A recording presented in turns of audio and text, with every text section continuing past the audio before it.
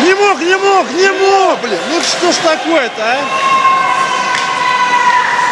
Вообще можно было бы свистеть.